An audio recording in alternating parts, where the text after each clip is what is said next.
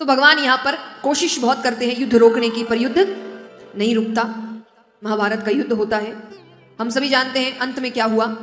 पांडवों की जीत हुई और कौरवों की हार हुई। भगवान अब सबसे मिलकर जा रहे हैं, तो भगवान गांधारी माता से भी मिलने गए। गांधारी माता कौन थी? कौरवों की माता।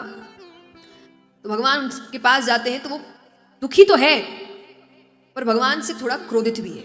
वो कहती है तुम चाहते तो ये युद्ध रोक सकते थे, पर तुमने नहीं रोका, और तुम खड़े थे इसीलिए वो जीत गए।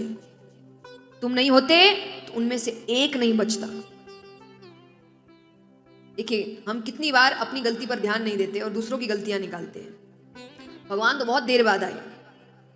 अगर दुर्योधन के माता पिता ने ध्यान दे दिया होता तो इतनी कहानी ही नहीं होती। आज गांधारी माता के लिए कहा जाता है कि उन्होंने धृतराष्ट्र देख नहीं सकते थे, गांधारी माता तो देख सकती थी ना। अगर वो कह सकते कि मैंने बच्चों की गलतियां नहीं देखी क्योंकि वो अंधे थे, पर ये तो पट्टी उतार सकती थी, उन्होंने भी पट्टी पहन कर रखी। तो असर ये हुआ कि उनके बच्चों ने ऐसी हरकतें कर दी। इसलिए गलतियों पर पट्टी मत बांधिए आंखों पर, क्योंकि आपको लग सकता है हम गलती को ढक रहे हैं। आप तो ढक लेंगे, आपके जाने के बाद कौन ढकेगा, पर उसकी तो आदत गलती करने की रह जाएगी। और दुनिया ऐसी है कि वो इतनी सी गलती को इतना बड़ा बनाती है। आप ऐसी दुनिया के बीच उसको अकेला छोड़कर जाएंगे। इसलिए कहा जाता है बच्चों के लिए उपहार, माने इस वाक्य में उपहार का मतलब होता है गलत जिद। जो गलत जिद करते हैं बच्चे, जिनको हम पूरा करते हैं, कि अगर एक बच्चे को उपहार नहीं दोगे तो वो कुछ देर रोएगा। कितनी देर रो सकता है अगर आप उसके मन की नहीं? आधी घंटा, 1 घंटा, ज्यादा से ज्यादा 2 घंटा, उससे ज्यादा नहीं। अगर आप एक बच्चे को उपहार नहीं दोगे तो वो कुछ देर रोएगा, पर अगर आप उसको संस्कार नहीं दोगे तो वो जिंदगी भर रोएगा, खास करके आपके जाने के बाद। तो मैं हमेशा कहती हूँ माता पिता के लिए, जो कहते हैं ना कि माता पिता कहिए ना कन्यादान कर दिया या शादी कर दी तो ये बस जीवन सफल हो गया, गंगा नहा लिया। नहीं, शादी करना गंगा नहाना है क्या? वो तो वो खुद भी कर सकते हैं और आजकल कर ही रहे हैं। माँ बाप का ये काम थोड़ी है। माँ बाप का काम है कि आप अपने बच्चे को इतना सफल बना दीजिए, इतना काबिल बना दीजिए कि वो आपके जाने के बाद भी अपनी जिंदगी अच्छे से निकाल सके। जिस दिन हर माँ बाप ने ये काम कर दिया उस दिन उन्होंने गंगा नहा ली। तो ये दोनों के लिए, चाहे लड़का है कि लड़की, उनको काबिल बनाइए। और काबिल हर क्षेत्र में, संस्कारों के रूप में, धन के रूप में, काम के रूप में, विचारों के रूप में, ये काम है। शादी करना गंगा नहाना नहीं होता। तो अपने बच्चों को काबिल बनाइए। तो भगवान यहां बोलने को बहुत कुछ जवाब में दे सकते थे, पर भगवान ने कहा छोड़ो। और अंत में गांधारी माता ने कहा कि तुमने मेरा पूरा वंश खत्म कर दिया, तो मैं श्राप देती हूं तुम्हारा वंश भी खत्म हो जाएगा, तुम्हारे वंश में एक नहीं बचेगा। भगवान कहते अच्छी बात है, मैं सोच ही रहा था उनको खत्म कैसे करूं, आपने श्राप देकर मेरा काम आसान कर दिया। क्यों सोच रहा था? आजकल किसी व्यक्ति के थोड़ा सा ही पावर हो जाए, नाम हो जाए, पद प्रतिष्ठा हो जाए, उनके बच्चे गलतियां करें और टोक दो तो क्या जवाब देते हैं? तुम जानते नहीं। तो छोटी सी जगह में थोड़ा सा पावर लेके लोगों के अंदर इतना घमंड हो जाता है। तो वो तो भगवान के बच्चे हैं, पूरे ब्रह्मांड में कोई उनका कुछ नहीं बिगाड़ सकता। उनके अंदर कितना अहंकार आएगा कि भगवान एक ही है, बाकी सब इंसान है, और इंसान अपनी फितरत दिखाता है। भगवान कहते इनको आगे ले जाकर मुझे कुछ पता चला, अगर भगवान ने उस वक्त सब खत्म नहीं किया होता तो आज भी एक परिवार होता जो बोलता हम भगवान के वंशज हैं। भगवान कहते ये सब मैं नहीं करूंगा आगे। इसलिए भगवान ने कहा मुझे उनको ऐसे भी खत्म करना है, पर आपने मेरा काम आसान कर दिया। वो श्राप अपना असर दिखाता है। यहाँ पर पुत्र पौत्र इत्यादि सब खेल रहे थे, तो उसमें से एक ने एक स्त्री का वेश बनाया, अपने पेट के आगे कुछ कपड़े लगाए, और दूर एक स्थान पर बड़े बड़े ऋषिगण, गर्ग ऋषि, कौंडल्य ऋषि, दुर्वासा ऋषि सब बैठे हैं।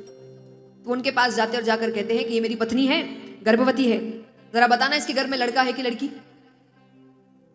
उनको सब पता है। वो कहते हैं आप अभी जाइए, हम जरूरी काम कर रहे हैं, हम भी खेलेंगे बाद में जब काम खत्म हो जाएगा। तो वो निरादर करने लगे। वो कहने सब पाखंडी है, इनको कुछ नहीं पता। भगवान ने योग माया को आदेश दिया कि जाकर ऋषियों के मस्तक पर बैठो। अरे उनको गुस्सा आना चाहिए। इसी चीज का डर था भगवान को कि कोई वो गलत हरकत भी कर रहे हैं तो वो कुछ बोल नहीं रहे, क्योंकि वो जानते ये किसके बच्चे हैं। तो भगवान ने कहा उसको गुस्सा आना चाहिए। जैसे योग माया ऋषियों के मस्तक पर बैठती है, उनको जो क्रोध आता है, क्रोध में आकर उन्होंने कहा कि जिस गर्भवती स्त्री का तुमने वेश बनाया है, उसी गर्भ की जगह एक लोहे का मूसल निकलेगा और वही तुम्हारे पूरे वंश को खत्म करेगा।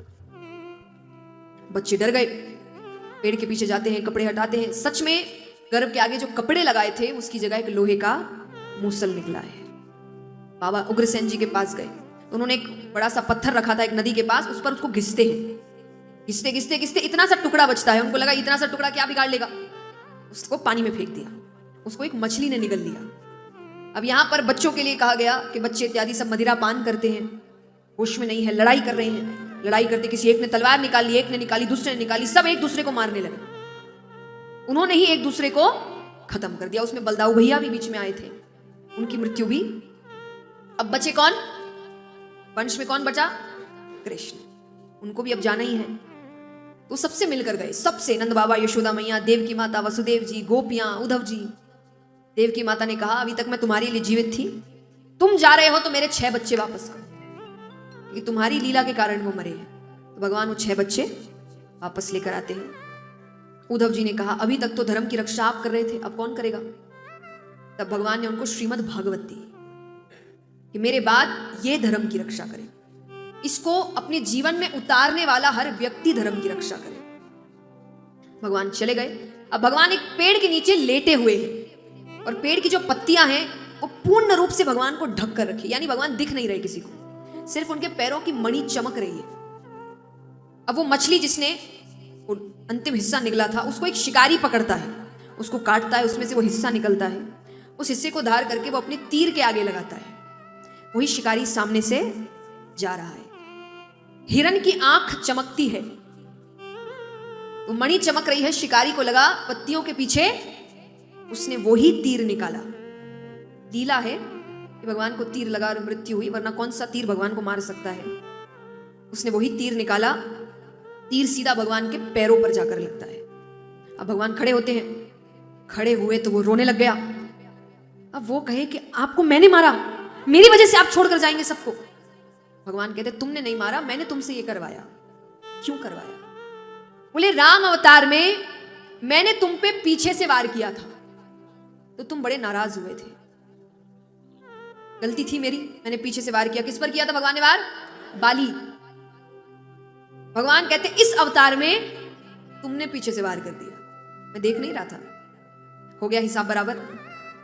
मैं किसी का उपकार ऊपर लेकर नहीं जाना चाहता, मैं सारे हिसाब यहीं बराबर कर कर जाऊं। मैंने तुमको मारा, तुमने मुझको मार दिया। सभी देवी देवता आते हैं और भगवान को अपने साथ लेकर चले जाते हैं।